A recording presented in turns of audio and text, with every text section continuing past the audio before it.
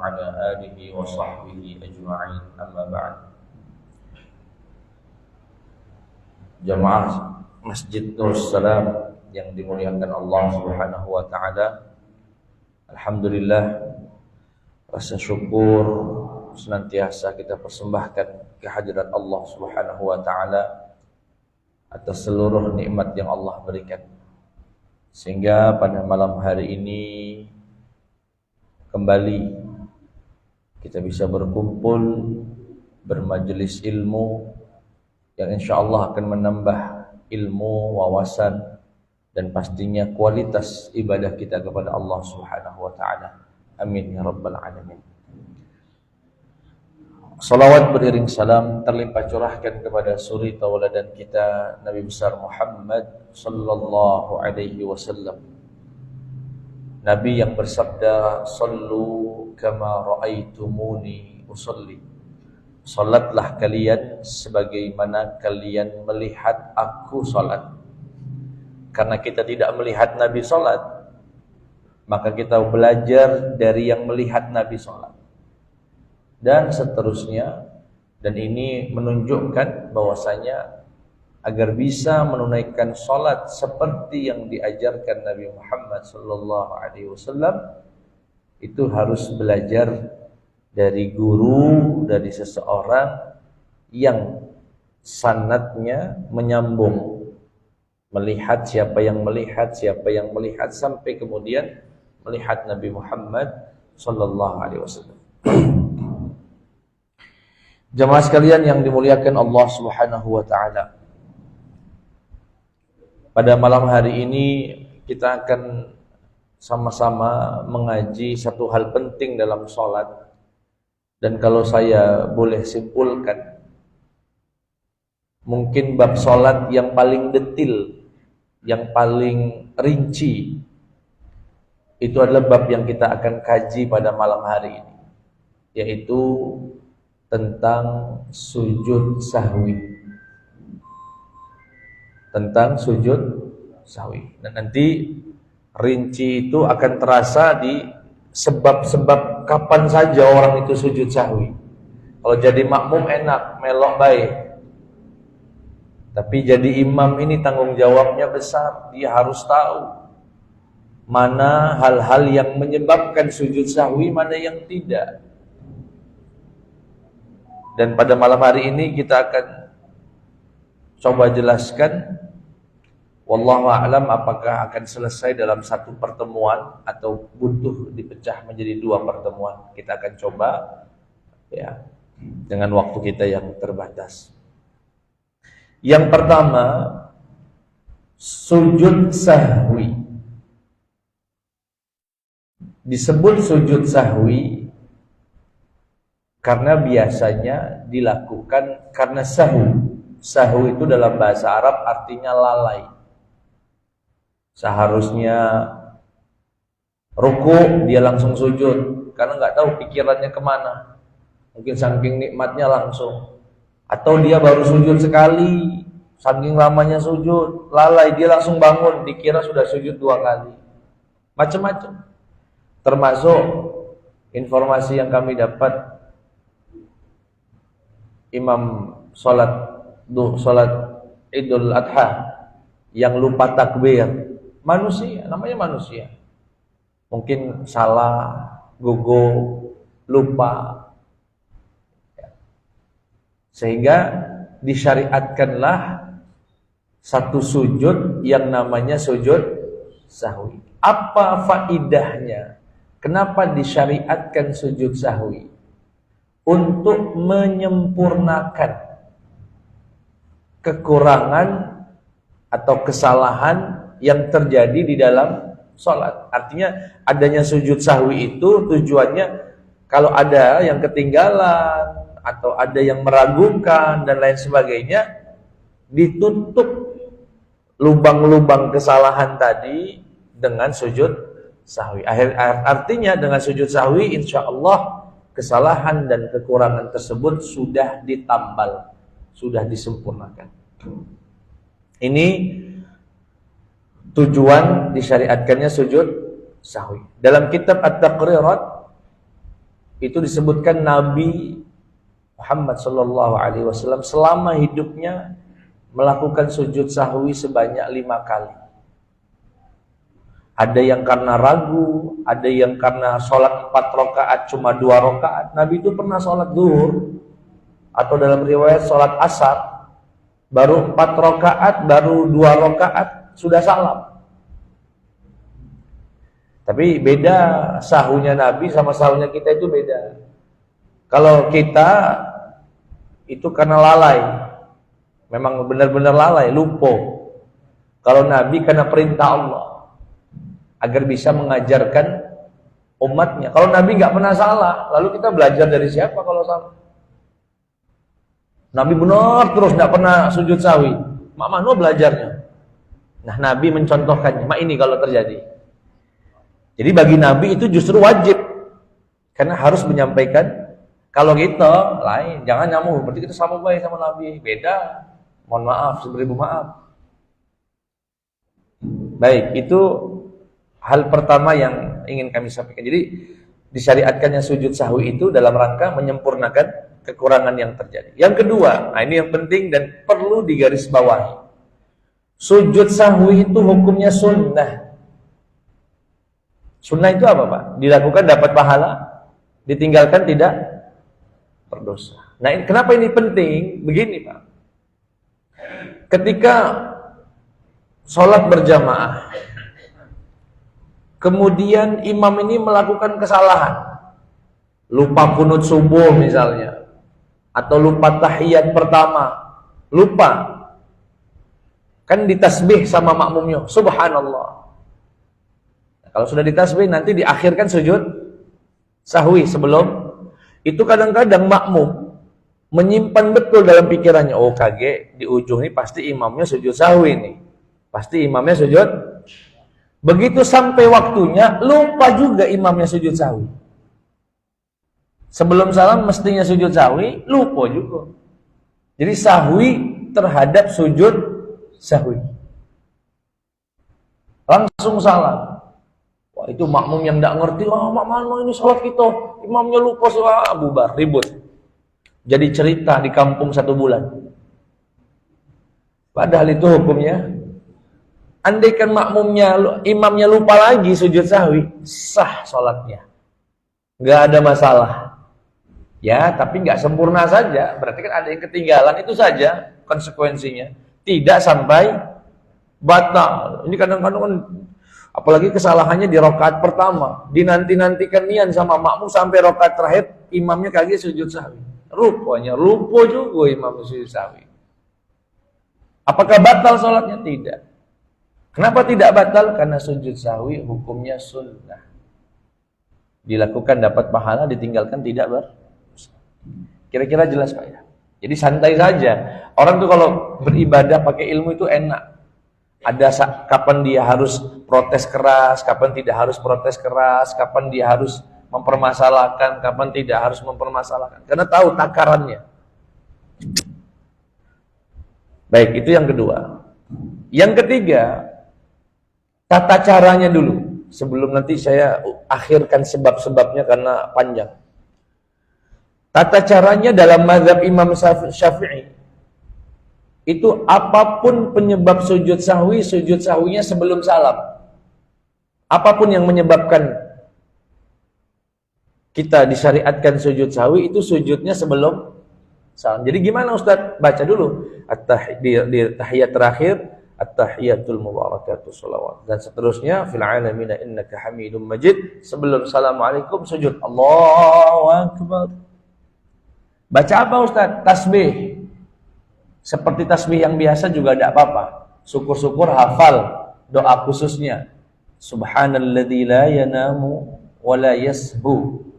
Maha suci Allah yang tidak tidur dan tidak lupa, tidak lalai. Kemudian setelah baca itu bangun lagi. Allahu akbar, duduk. Baca apa di sini Ustaz? Boleh tidak baca apa-apa pun boleh. Yang penting duduk sampai tumakninah. Kemudian sujud lagi, baca lagi tasbih, kemudian bangun lagi. Setelah bangun, sunnahnya berhenti sebentar, Langsung assalamualaikum warahmatullah. Assalamualaikum warahmatullah. Apapun penyebab sujud sahwi, sujudnya sebelum salam. Kalau di mazhab lain beda, Pak. Kalau mazhab Hanafi, apapun penyebabnya sujudnya setelah salam. Apapun penyebabnya sujudnya setelah salam. Jadi gimana, Ustaz? Baca dulu. Fil alamina innaka hamidum majid. Assalamualaikum warahmatullah. Assalamualaikum warahmatullah. Allahu akbar. Sujud sahwinya setelah sujud. Allahu akbar. Allahu akbar. Allahu akbar. Allahu akbar. Assalamualaikum. Salamnya 2 kali. Salamnya 2. Kalau Imam Malik beda. Tergantung penyebab sujud sahwinya. Kalau sujud sahwinya gara-gara meninggalkan sesuatu, artinya mengurangi sesuatu, itu sebelum salam. Tapi kalau penyebabnya gara-gara menambah sesuatu dalam sholat, setelah salam. Nah, kita tidak usah yang ini, Pak ya. Intinya kita sebelum salam. Artinya dalam mazhab Imam Syafi'i, apapun penyebabnya, itu dilakukan sujud sahwinya sebelum salam. Kecuali dalam satu kondisi. Boleh setelah salam dalam mazhab Imam Syafi'i. Boleh. Kapan, Ustaz? Ketika lupa sujud sahwi. Ini, dia punya tanggungan sujud sahwi. Begitu baca fil alamina innaka hamidum majid, lupa langsung assalamualaikum warahmatullah, assalamualaikum warahmatullah. Nah, baru ingat dia. Nah, dibolehkan sujud sahwi setelah salam.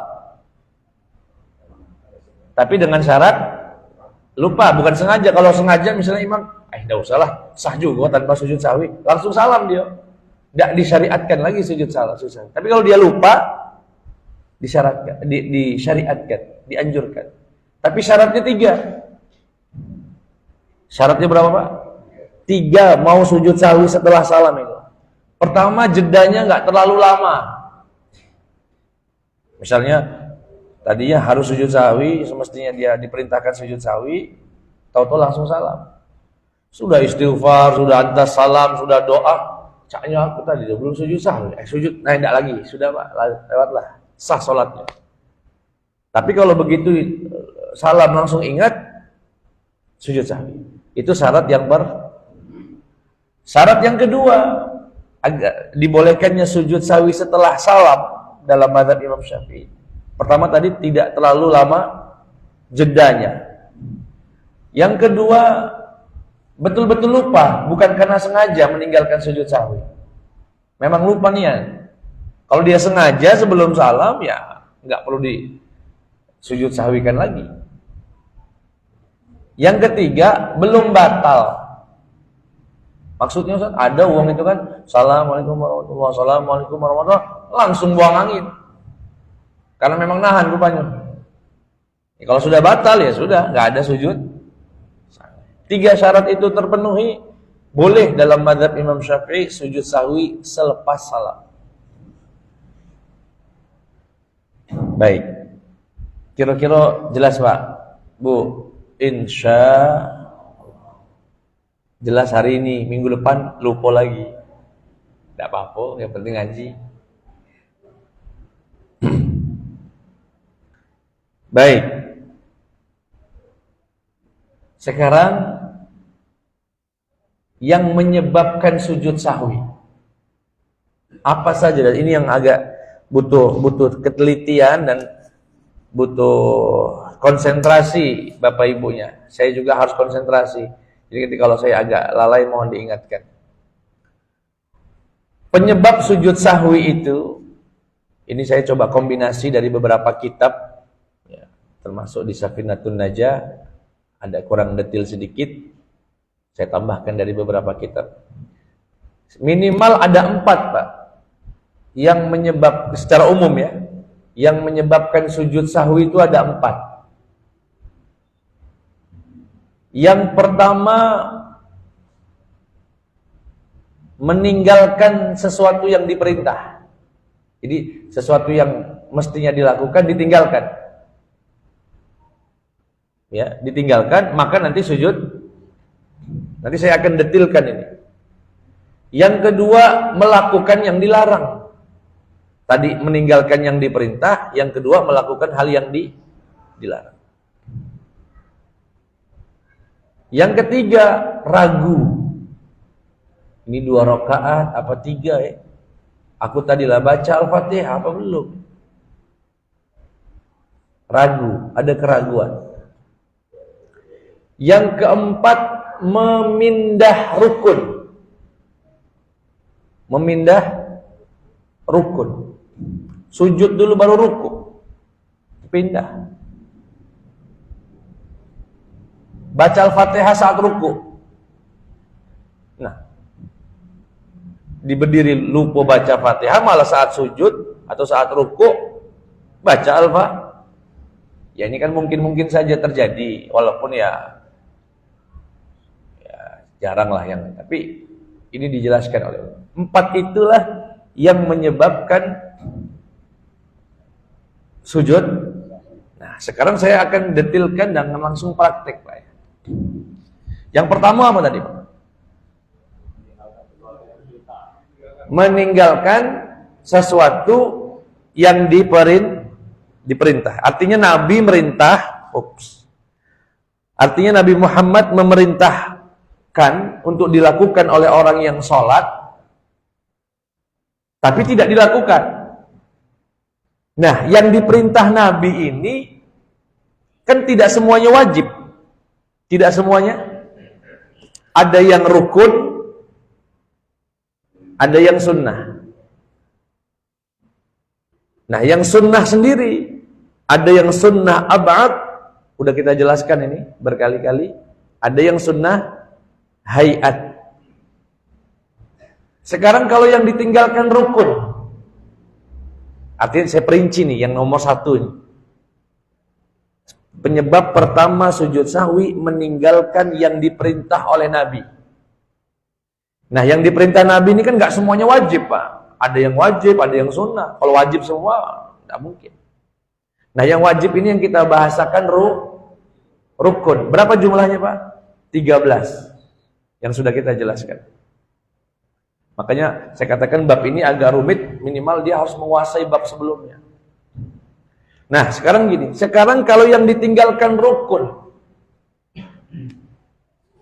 Misalnya, saya takbir, Allahu Akbar. Mungkin saking nikmatnya dia baca selesai, misalkan baca fangsurna 'alal qaumil kafirin. Allahu Akbar. Sujud. Apa yang ditinggalkan, Pak? Ruku. Ruku itu rukun bukan? Ditinggalkan, Pak ya. Saya sujud. Duduk di antara 2 sujud. Sujud lagi. Pas bangun saya, nah aku nih belum ruku. Baru ingat sudah terlewati berapa. Nah, apa yang harus saya lakukan, Ustaz? Saat kondisi yang saya tinggalkan adalah rukun. Perhatikan nih, Pak, pelan-pelan ya. Kalau meninggalkannya sengaja, batal. Clear. Sengaja, ya aku udah galak ruku lah, sujud be langsung. Batal. Tapi ini nggak sengaja, seperti tadi. Atau yang sering terjadi itu kalau saya perhatikan di sujud yang kedua, Pak. Mungkin dia sujudnya lama yang pertama. Lupa kalau itu adalah sujud pertama. Langsung bangun. Allahu Akbar. Aku nih belum sujud yang ke. Nah, pertanyaannya, jika yang dilakukan adalah meninggalkan yang diperintah dan yang diperintah ini rukun, langkah yang pertama, ketahui dulu yang ditinggalkan itu rukun. Harus tahu dulu, rukun atau bukan rukun. Kalau sudah tahu itu rukun, sengaja atau tidak sengaja. Kalau sengaja, batal. Kalau tidak sengaja, nah sekarang tidak sengaja. Jarang sih orang nak sengaja meninggalkan rukun. Sekarang tidak sengaja. Apa yang harus dilakukan? Langkah berikutnya, kembali ke titik sebelum dia kembali ke titik sebelum rukun yang ditinggalkan. Sebelum rukun yang ditinggalkan. Kembali, wajib itu. Contoh, saya lupa sujud keberapa tadi, Pak? Sujud kedua. Berarti yang saya tinggalkan apa saja, Pak? Duduk di antara dua sujud dan sujud yang itu yang saya tinggalkan. Berarti sebetulnya yang ditinggalkan adalah duduk di antara dua sujud. Atau saya lebih permudah saja agar mudah dipahami, saya tinggalkan ruku. Baca langsung sujud, duduk di antara dua sujud, sujud lagi, saya sudah bangun. Aku ini belum ruku. Maka saat itu apa yang dilakukan? Langsung, Pak, Allahu Akbar, melakukan rukun yang ditinggalkan. Lalu sujud lagi nggak Ustaz? Sujud lagi. Karena sujud yang dilakukan tadi dianggap tidak sah, tidak berlaku. Kira-kira jelas, Pak? Sekarang kalau saya ingatnya saat sujud, ini sujud yang kedua, saya belum ruku. Gimana Ustaz? Langsung Allahu Akbar. Nah, kembali ke titik yang dia sebelum yang dia tinggalkan, agar dia bisa melakukan. Nah, orang semacam ini di akhirnya nanti sujud sahwi. Kira-kira jelas, Pak? Jadi apa langkahnya agar mempermudah? Kalau rukun yang ditinggalkan secara tidak sengaja, kembali ke titik rukun tersebut, lakukan, dan yang sudah terlanjur dilakukan tidak dianggap, dan nanti sujud sahwi. Sampai sini jelas, Pak? Kecuali jika yang ditinggalkan 3 rukun, niat dan takbiratul ihram. Kalau itu yang ditinggalkan, ngulang dari awal, batalkan sholatnya. Kira-kira jelas, Pak? Ada kan, Pak? Saya sering lihat itu jamaah, terutama budak-budak yang terlambat, begitu masuk saf, Allahu Akbar. Takbiratul ihramnya mana? Itu Ustaz, takbir yang tadi dibaca itu bukan takbiratul ihram. Itu takbir perpindahan namanya. Karena syarat membaca takbiratul ihram itu dalam kondisi berdiri sempurna. Kalau Allah Akbar, itu bukan takbiratul ihram. Jadi gimana? Masuk ke saf, Allahu Akbar. Allah. Nah, kalau yang ditinggalkan rukunnya adalah niat dan takbiratul ihram, bukan kembali ke titik itu, batalkan, ulang dari awal. Sampai sini jelas, Pak? Yang ketiga yang dikecualikan adalah salam. Orang kalau lupa salam, memang ada orang lupa salam, Ustaz. Kalu-kalu. Begitu dia tahiyat, fil alamina innaka hamidum majid. Astagfirullahaladzim. Aku nih belum salam. Assalamualaikum warahmatullahi wabarakatuh. Assalamualaikum warahmatullahi. Tidak ada sujud sahwi, dikecualikan. Kira-kira jelas, Pak? Aduh, Pak, wong sholat tuh, Pak, jangan nanyo. Aduh, apa mah itu? Aduh, manusia. Ini yang pertama. Jadi, ya. Nanti kalau yang agak-agak lupa, pacak jingok video ini, Pak.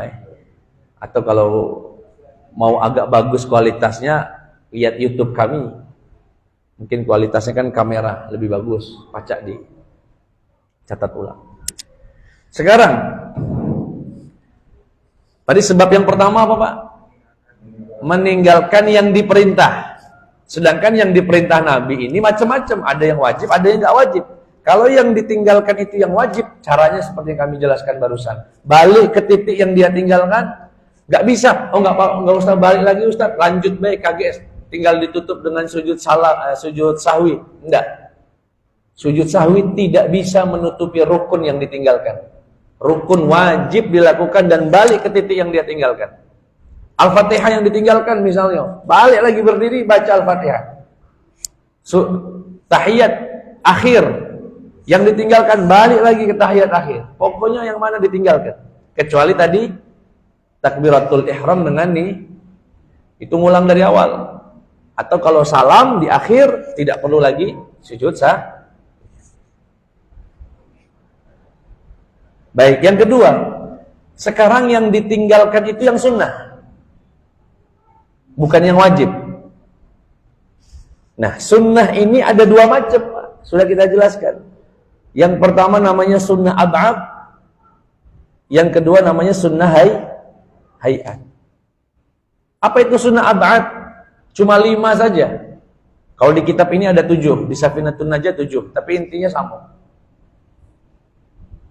Apa itu Ustaz yang 5 itu? Tahiyat pertama, atau saya urut biar lebih mudah. Ini namanya sunnah apa, Pak? Ab'ad.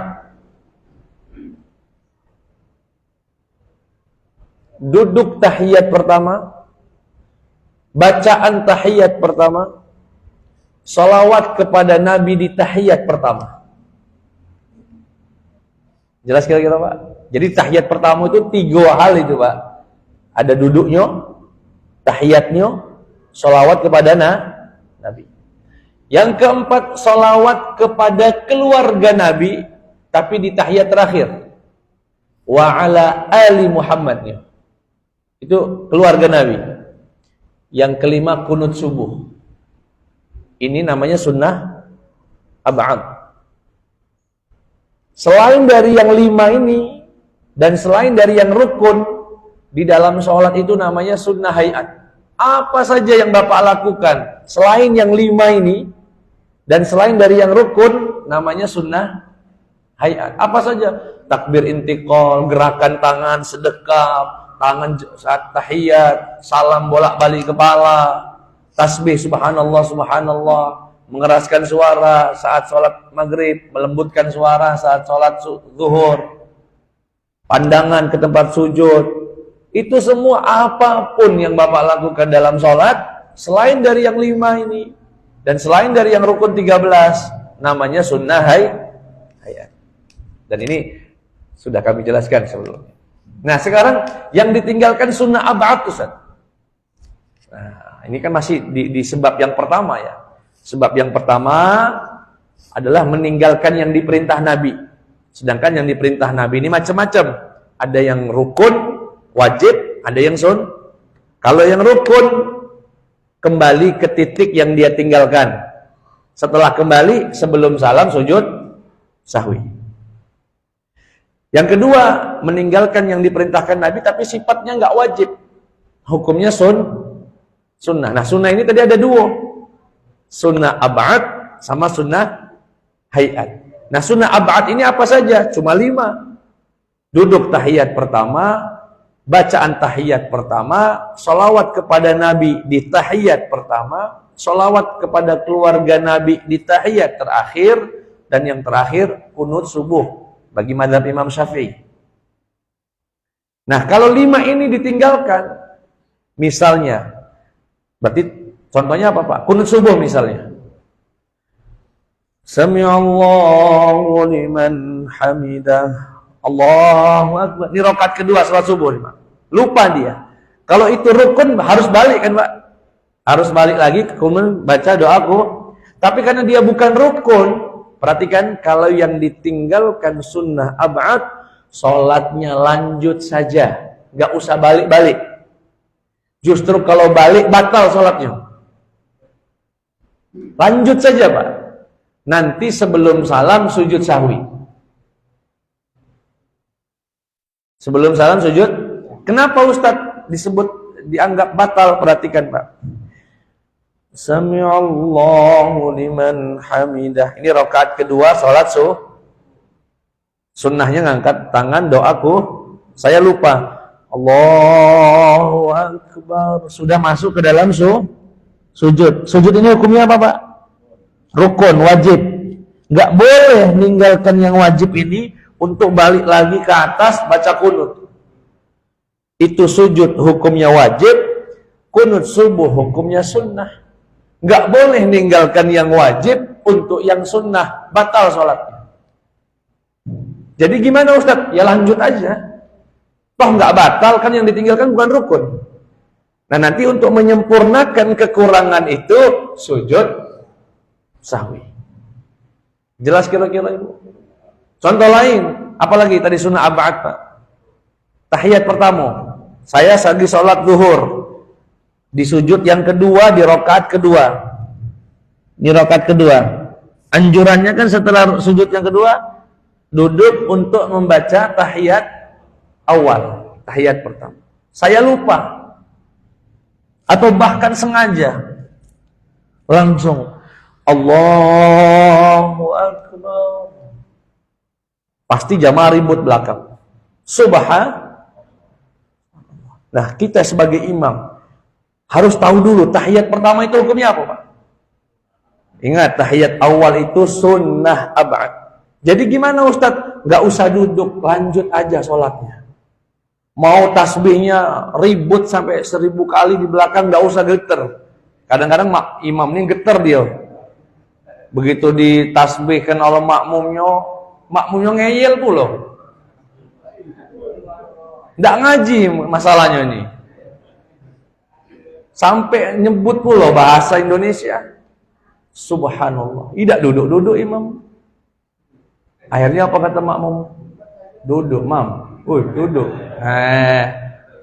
Gemeter imamnya langsung duduk. Karena ditegur terus sama makmum, gak usah banyak negur, cukup ngasih tahu tasbih sekali saja. Dan imam gak usah duduk. Pantengi be. Kenapa? Sekali lagi alasannya sama. Tahiyat pertama sunnah.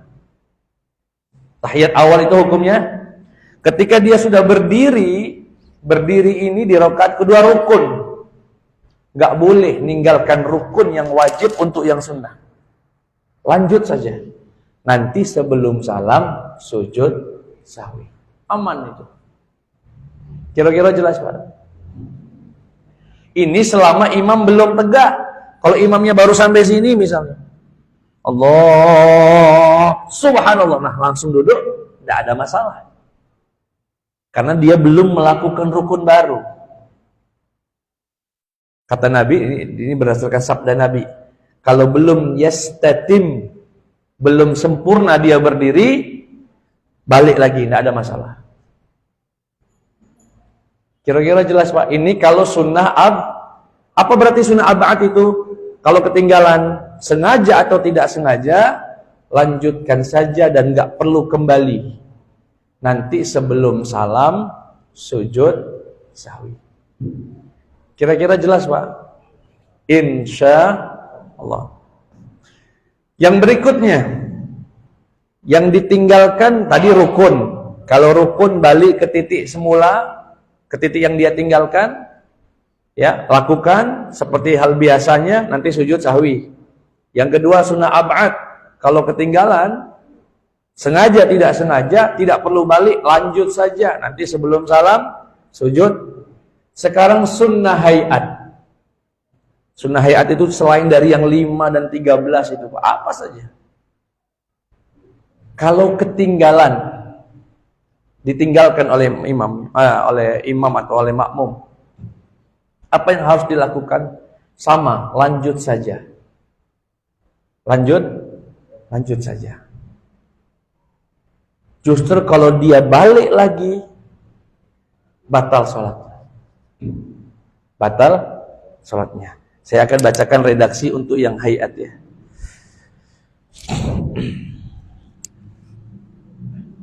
Ribet nian Pak Ustaz sholat nih. Tidak juga. Kalau galak belajar tidak aman.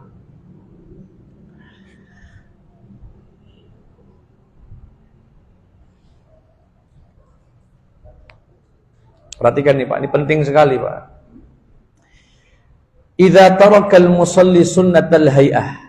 Jika orang yang sholat meninggalkan sunnah hayat. Ka'an yatruka doa al-istiftah. Seperti meninggalkan doa iftitah. Jadi, atau doa istiftah. Allahu Akbar. Setelah takbir, apa yang kita baca Pak? Doa istiftah. Allahu Akbar kabira walhamdulillahi katsira. Atau Allahumma ba'id baini wa baina khatayaya. Bebas yang mana? Dia lupa, langsung baca ta'awudz. A'udzubillahi minasyaitonirrajim. Atau langsung baca Al-Fatihah. Bismillahirrahmanirrahim. Sudah masuk. Kalau dia balik lagi membaca doa istiftah, batal sholatnya. Jelas Pak? Sering ini. Allahu Akbar. Bismillahirrahmanirrahim. Alhamdulillah. Aku ini belum iftitah. Allahu Akbar kabira walhamdulillah katsira. Batal sholatnya. Kalau tahu hukumnya, kalau enggak tahu laju. Makanya enak enggak tahu sebetulnya, Pak. Enak enggak usah ngaji baik kita ini. Bubar ke sudah? Enggak tahu kalau.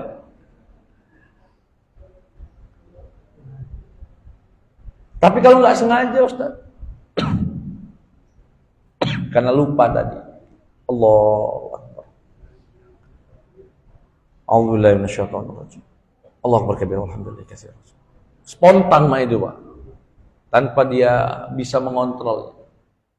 Orang yang semacam ini sujud sahwi. Sujud sahwi. Nah, nih saya sudah tandain di kitab nih, Pak. Ini yang ditanyakan siapa kemarin? Di sinilah tentang imam sholat Idul Adha ya. Di masjid kita, dan ini nggak hanya di sini Pak, banyak di masjid lain juga banyak. Dan maklum, jangan kemudian ustadznya di salah-salah, biasa manusia. Mungkin malamnya kurang tidur atau di belakangnya ada ulama besar gemeter dia nak jadi sholat. Macam-macam faktor imam itu. Jangankan beliau, imam Masjidil Haram yang sudah kelasnya itu bisa lupa, Pak. Lupa untuk ayat yang seharusnya nggak lupa. Saya pernah melihat rekamannya itu, Pak. Imam Masjidil Haram. Bismillahirrahmanirrahim. Alif Lam Mim. Dzalikal kitabu la raiba fihi hudal lil muhtadin. Hudal lil mu'minin. Dzalikal kitabu la raiba fihi hudal lil Bapak hafal, Pak? Oh, hebatan Bapak daripada Imam Masjidil Haram. Tidak, Pak. Posisi imam ini, Pak, saro, Pak. Macem-macem pikiran berat. Jangan dikira mudah. Nah, ini saya bacakan. Wa idza nasiyat takbiratiz zawaid fi salatil 'id fa in tadhakkaraha fi ar-ruku'i aw ba'dahu lam ya'ud ilayha fa in kabbaraha fi ruku'ihi wa ma ba'daha kurih wa lam tabtul salatuhu li'anna al-adhkar la tubtilu shalah. Perhatikan, jika seorang imam lupa membaca takbir tambahan saat sholat Idul Adha dan Idul Fitri, lupa membaca takbir tambahan. Yang Bapak Ibu harus tahu, takbir tambahan di dalam sholat hukumnya sunnah hayat, bukan rukun, bukan sunnah ab'ad. Sunnah artinya sunnah yang sangat ringan sebetulnya. Lupa, apa kata beliau? Dan baru ingat saat ruku. Ingatnya saat jangan balik, jangan kembali. Kemudian untuk menyempurnakan 7 takbir tadi, lanjut saja. Sunnah hayat, lanjut saja. Sekarang Pak, nih, wa in roja'a ilal qiyam. Kalau dia maksa balik kepada posisi berdiri, liyukabbiraha, untuk dia melakukan takbirnya, batalat salatuhu, batal salatnya. Jadi imam yang kemarin itu betul. Yang saya dengar kan beliau ditasbih, tapi beliau tidak balik, lanjut baik. Betul. Kalau beliau balik justru batal. Insya Allah beliau termasuk yang ngerti. Makmum ini yang ribut,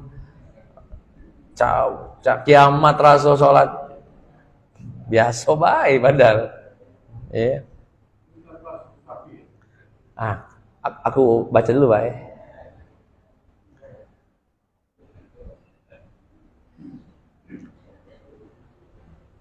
Kalau imam lupa takbir tambahan, tadi syariatnya apa Pak? Lanjut sujud sahwi enggak? Enggak perlu. Karena dia bukan sunnah ab'ad. Sunnah hayat itu enggak ada sujud. Nah, masalahnya kalau dia balik lagi, udah atau sudah baca Al-Fatihah atau sudah apa, balik lagi takbir Allah. Kalau dia sengaja melakukan itu batal sholatnya. Kalau tidak sengaja Ustaz, mungkin pengaruh takbir satu masjid tasbih, subhanallah, mengingatkan dia kalau wah gemeter, langsung lihat Allahu Akbar 7 kali. Tidak mengetahui kalau itu membatalkan sholat. Orang yang semacam ini sujud sahwi. Sujud sahwi. Kira-kira jelas Pak? Jelas-jelas ke Pak, biar lanjut kita. Yo, insyaallah diulang terus ya.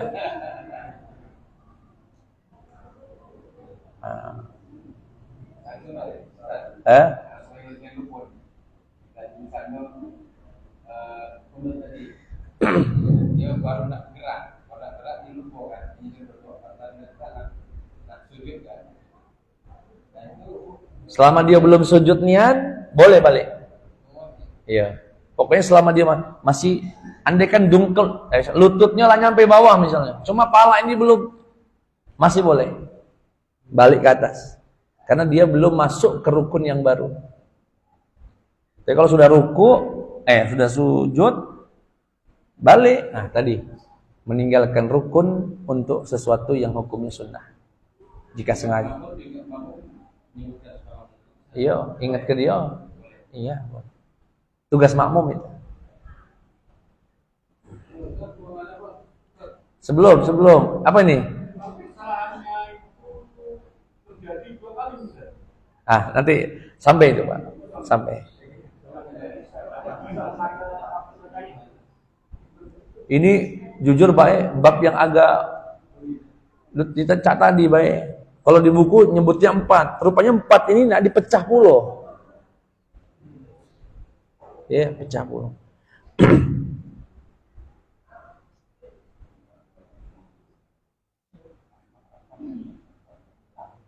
Nah, ini ilmu saja Pak ya. Sekarang makmumnya ini masbuk, sholat Idul Fitri. Masuk sholat, sudah dalam posisi imam baca surat. Atau takbir yang 7 kali itu baru dapat 4, dia masuk. Apakah dia menyempurnakan 7 atau ngikut imam? Ikut imam. Enggak perlu nambah-nambahin. Cuma dapat 2 ya dapat 2, dapat 3 dapat 3. Sekarang kalau terlambatnya 1 rakaat, artinya dia masuk di rakaat ke-2. Di rakaat kedua berapa takbirnya Pak? 5. Setelah imamnya salam, kan dia mau menyempurnakan. Rakaat yang kedua tadi. Berapa takbir dia? 5 juga. 5. Bukan 7. Paham kira-kira Pak ya? Ya. Sudah jarang ke masjid, sekalinya sholat Idul Fitri terlambat pula. Misalnya Bang datang, sudah rakaat kedua, ikut dia Allahu Akbar, sampai 5 kali. Setelah imamnya salam, dia bangun. Nah, takbirnya ini berapa kali? Dalam mazhab Imam Syafi'i tetap 5 kali, karena rakaat yang dia lakukan berikutnya dianggap rakaat kedua, bukan rakaat pertama. Itu sujud sahwi.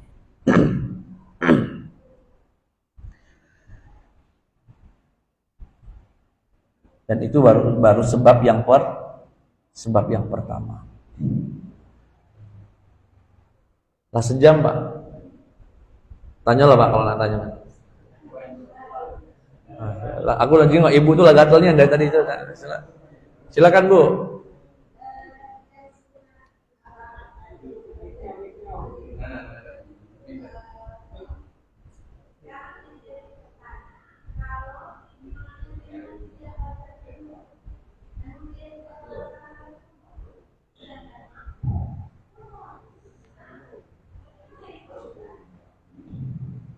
Baik. Siko itu baik Bu, ada lagi? Siko baik. Jadi ini sebetulnya masalah klasik ya. Masalah kunut. Sebetulnya begini, saya mencoba ingin membangun dari agak lebih mendasar Bu ya. Kunut subuh menurut mazhab Imam Syafi'i sunnah berdasarkan sabda Nabi yang diriwayatkan oleh Al-Imam Ibnu Hibban, lam yazal an-nabiy sallallahu alaihi wasallam yaqnutu fi subhi hatta faraqad dunya. Senantiasa Nabi itu kunut subuh sampai meninggal dunia. Itu riwayat Imam Ibnu Hibban yang menjadi alasan Imam Syafi'i mensyariatkan kunut subuh. Dan mazhab lain punya juga dasar, punya dalil. Nah, dua pendapat ini, dan ini pernah saya jelaskan, itu bukan antara salah dan benar, Pak. Bukan antara dosa dan pahala. Bukan yang ini dosa, yang ini dapat pahala, enggak. Cuma bedanya antara mendapatkan satu pahala atau dua pahala. Andaikan nanti di akhirat disidang, Pak ya. Mungkin Bapak ada yang penasaran, nanya sama Allah. Ya Rob, boleh tidak aku bertanya? Nanya apa? Sebetulnya kunut subuh itu apa tidak? Misal. Diungkap, karena nanti di hari kiamat itu semuanya akan diungkap. Rupanya yang betul, misalnya, yang tidak kunut subuh. Kata Allah, yang betul sebetulnya nggak ada kunut subuh. Nah, berarti yang kunut subuh selama ini gimana? Dapat satu pahala. Yang benar dapat dua pahala. Bukan dosa. Itu indahnya Islam itu. Pilihan kita itu antara satu pahala atau dua. Berdasarkan sabda Nabi, idza ijtahadal hakim fa asaba falahu ajran wa idza akhtaha falahu ajrun. Jika seorang ulama berijtihad benar, dapat dua pahala. Kalau salah, dapat satu pahala. Nah, sekarang ini ada aliran kalau benar neraka, kalau benar surga, salah ini susah. Padahal tinggal kalau benar surganya tinggi, kalau salah surganya agak itu sama-sama di surga. Mindset ini harus dibangun, Pak. Nah, sekarang itu dulu Bu ya. Posisinya itu dulu. Kemudian yang kedua, ini pandangan subjektif saya. Hargai kebiasaan warga setempat. Warga di sini misalnya atau di kampung mana biasanya kunut subuh. Meski pilihan pribadi dia tidak kunut subuh, mestinya dia menghargai pendapat setempat. Selama pendapat atau kebiasaan warga setempat itu tidak melanggar syariat. Ada dasarnya. Misalnya, kebiasaan kami di sini Ustaz, dah kate sujud. No. Jangan diikuti, batal itu. Tapi kalau cuma kunut subuh. Atau di sini biasanya tidak kunut subuh, Ustaz. Tidak ada kunut. Jangan juga mentang-mentang pilihannya kunut subuh, dia jadi imam, dia kunut subuh. Itu akan menjadi fitnah di kalangan di tengah masyarakat. Tapi Ustaz, masjid kami ini bebas Ustaz, tergantung imamnya. Imamnya kunut, kami kunut. Imamnya tidak kunut, kami tidak kunut. Misalnya. Dan itu terjadi di masjid kami, Al-Azhar di Mesir. Karena guru-guru kami itu kan 4 madhab. Kalau guru yang jadi imam madhab Maliki atau madhab Hanafi, nggak ada kunutnya. Tapi kalau yang jadi imam guru kami yang bermadhabkan Imam Syafi'i, kunut subuh. Dan yang lainnya melok. Indah Pak. Indah sekali.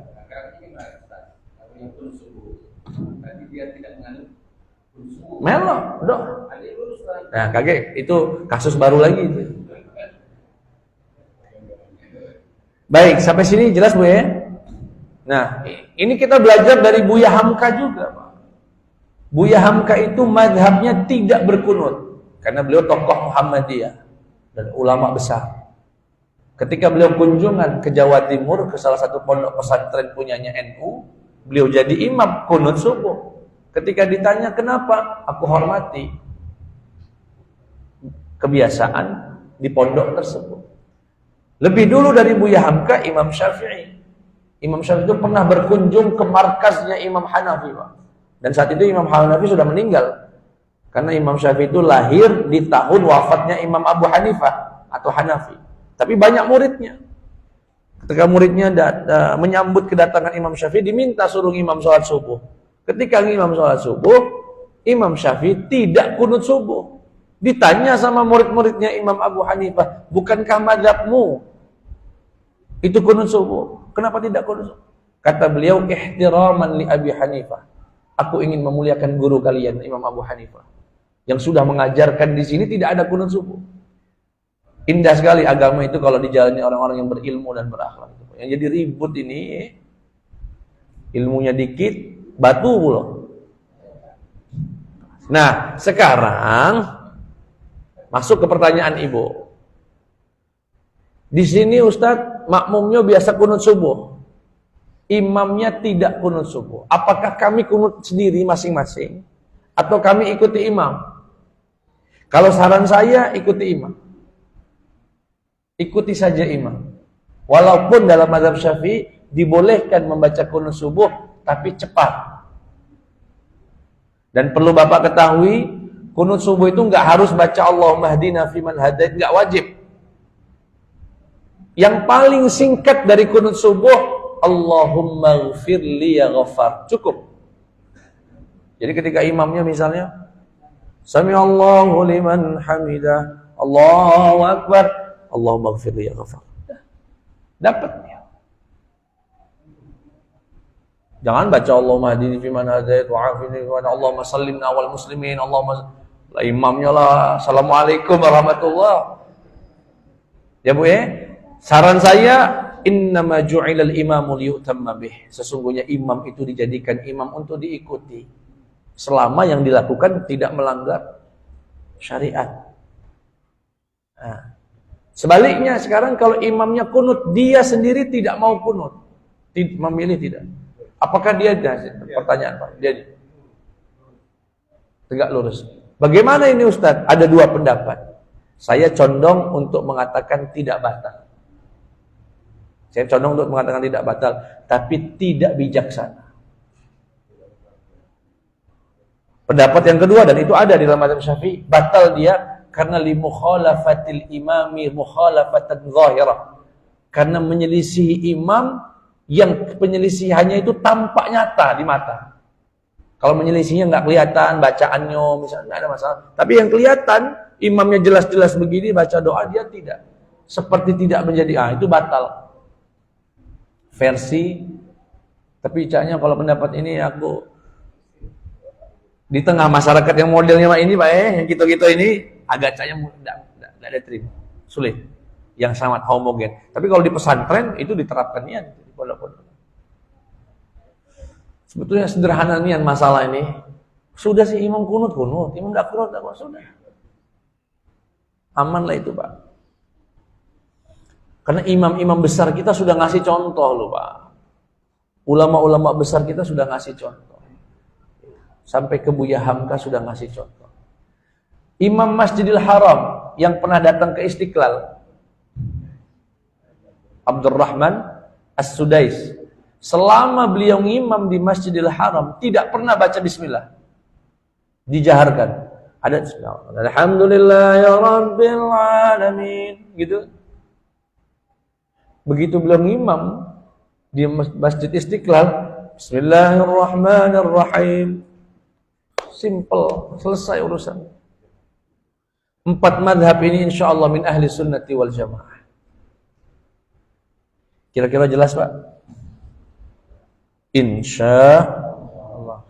Tadi mungkin saya sisipkan, Pak Ustadz, kalau salahnya 2 kali, kan misalnya lupa apa tadi, tahiyat awal, lupa tahiyat awal, kaget lupa lagi sholawat di tahiyat akhir, kaget lupa, lalu lupa galau dia nih. Nih misalnya Pak, namanya wong. Ya ditegur, grogi, apa baru dimutasi atasan, macam-macam Pak, mau pikiran. Bagaimana Ustaz? Artinya 4 penyebab sujud sahwi itu dilakukannya kalau 4-4-nya. Ragunya ada, ninggalkannya ada, melarang. Sujud sahwinya apakah sejumlah kesalahan? Enggak. Sujud sahwinya cukup dua kali Jangan salah 4, sujud 8 kali. Kaget jadi 8 kali 4 kan? Enggak. Cukup sujud sahwi 2 kali. Pak Ustadz, saya ini jadi makmum, masbuk. Kesalahan imam itu di rakaat yang saya belum hadir. Artinya saya ini nggak ikut salah. Aku datang, nggak tahu menahu, pokoknya datang di rakaat ketiga dan imam itu melakukan kesalahan di rakaat kan saya nggak tahu. Tahu-tahu sebelum salam imam sujud sahwi. Aku nih makmano lah. Sujud sahwi juga, nggak tahu menahu. Iya, sujud sahwi juga. Melo imam. Sudah membaiat imam jadi imam, ya sudah. Sudah, Pak. Pak Ustadz, sekarang saya melengkapi sholat saya, sisa 2 rakaat. Saya salah di sini. Apakah saya sujud sahwi atau cukup dengan yang imam tadi? Enggak, itu kesalahan Anda pribadi, sujud sahwi juga. Kira-kira jelas, Pak? Insya Allah. Itu baru satu, Pak, satu sebab, belum yang kedua. Belum yang ketiga, dan belum selesai. Belum. Baru satu, Pak. Panjang urusannya. Nah, yang satu inilah, Pak, habiskanlah dulu, Pak. Kalau ada yang ditanyakan, tanya ke. Untuk sholat sunat saja, itu kalau kita salah sama dengan sholat tadi. Gimana, Pak? Kan ada sholat sunat, yang diwajibkan sahwi itu. Oh iya, pertanyaan yang bagus. Teori yang Ustaz jelaskan ini hanya berlaku di sholat wajib atau di sholat sunnah? Di sholat sunnah juga. Di sholat sunnah juga berlaku konsep teori sujud sahwi. Ya, jadi apa yang kami jelaskan itu berlaku juga, Pak, di sujud sahwi. Ada perbedaan di beberapa titik seperti berdiri.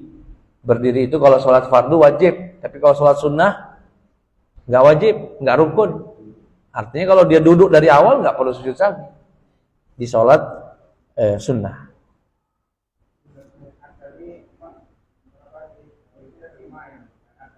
Sunnah hayat berapa jumlahnya, Ustadz? Pacak sampai 100, Pak.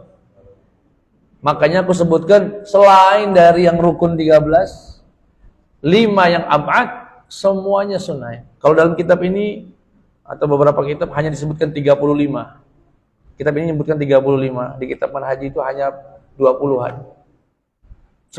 Bayangkan, Pak, ya, coba nih.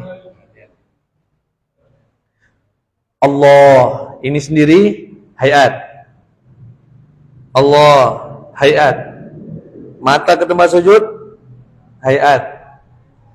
Takbiratul setelah itu baca apa, Pak? Doa iftitah hayat. Setelah doa iftitah baca apa, Pak? Ta'awudz hayat.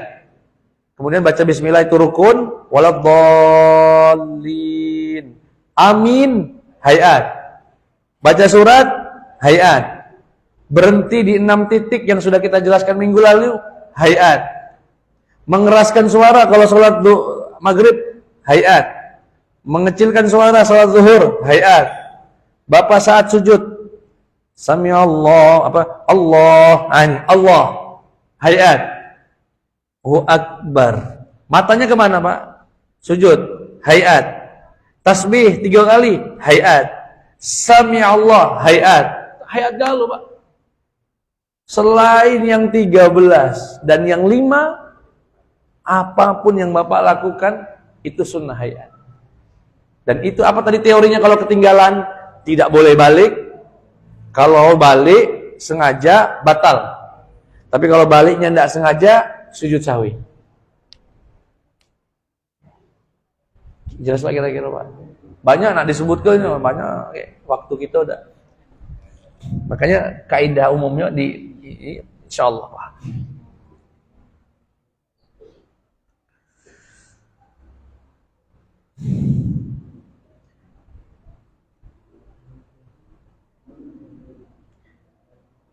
Kemarin tuh ada yang ngasih masukan, Pak Ustadz, pengajian Pak Ustadz ini kan kadang-kadang jamaah ini ada yang datang hari ini, minggu depan tidak datang, atau hari ini tidak datang, minggu depan datang.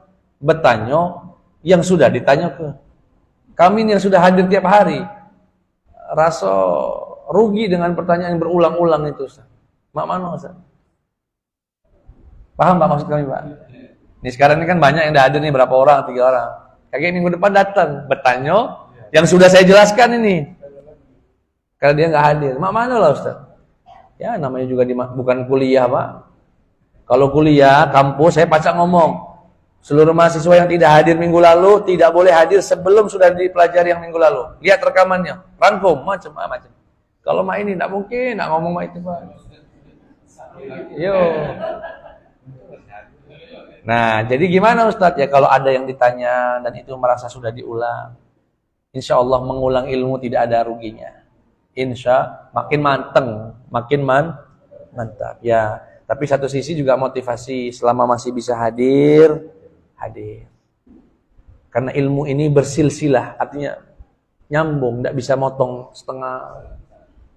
Yang paling sulit itu ibu-ibu, Pak, paling sulit. Saya mengisi pengajian ibu-ibu itu paling sulit. Karena mereka punya sunnah haid itu, Pak, punya kebiasaan. Baru dapat 5 rukun, hilang 2 minggu. Datang lagi, lah selesai apa rukunnya Pak Ustaz? Minta diulang. Dan seterusnya, nggak pernah selesai. Makanya cocoknya kalau ngajian sama ibu-ibu itu, yang tidak bersambung begini Pak. Jelaskan satu hadis selesai, sudah. Minggu depan hadis yang lain lagi, selesai. Nak ngaji fikih dari awal, susah. Kecuali sudah monopos galau. Sepuh, gal khusus, ibu-ibu latu gal, nah aman. Kalau masih ada yang muda, masih datang bulan, sulit. Cukup Pak? Oh masih ada. Tadi sudah? Sudah tadi? Oh belum, prakteknya. Iya. Saya lagi tahiyat akhir Pak ya. Fil alamin innaka Hamidum Majid. Mau baca doa dulu silahkan, mau sampai situ saja sudah silahkan. Kemudian Allahu Akbar. Subhanalladzi la yanamu wa la yashu 3 kali atau baca tasbih yang lain juga boleh. Kemudian Allahu Akbar. Duduk semacam ini cukup dengan tenang, mau baca Rabbighfirli warhamni wajburni juga masih boleh. Tidak baca apa-apa asalkan dia duduk yang mantap, tanpa makninah cukup. Kemudian Allahu Akbar. Baca lagi Subhanalladzi la yanamu wa la. Kemudian Allahu Akbar. Tidak perlu tahiyat lagi. Baru Assalamualaikum warahmatullahi. Assalamualaikum warahmatullahi. Kalau yang kelupaan tadi gimana Ustaz? Fil alamin innaka Hamidum Majid. Assalamualaikum warahmatullahi. Allahu Akbar. Allahu Akbar. Allahu Akbar. Allahu Akbar. Salam lagi. Assalamualaikum. Assalamualaikum. Berarti 2 kali dengan 3 syarat tadi Pak. Jeda tidak terlalu lama, belum batal dan memang lupa, bukan karena sengaja meninggalkan sujud sahwi. Ya. Kurang lebih begitu. Kalau dalam mazhab lain masih disunahkan tahiyat ulang, Pak. Baca tahiyat lagi. Kalau baca Syafi'i tidak langsung. Cuma disunahkan dari sujud yang kedua itu nunggu sebentar saja. Baru Assalamualaikum warahmatullahi wabarakatuh. Ibu-ibu masih ada?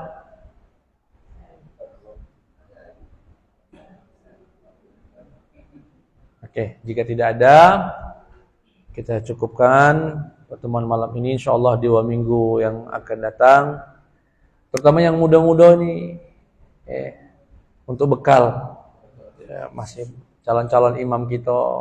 Ini penting untuk imam sebetulnya Pak, penting nih. Kalau makmum nih melok baik, imam apa kata imam. Nah, imam ini makanya sebetulnya ya menjadi imam itu tanggung jawabnya tidak mudah, tidak ringan.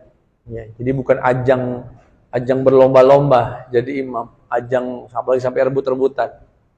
Tanggung jawabnya besar. Itu saja, kita tutup dengan doa kafaratul majlis. Subhanakallahumma wa bihamdika asyhadu an la ilaha illa anta astaghfiruka wa atubu ilaik. Wassalamualaikum warahmatullahi wabarakatuh.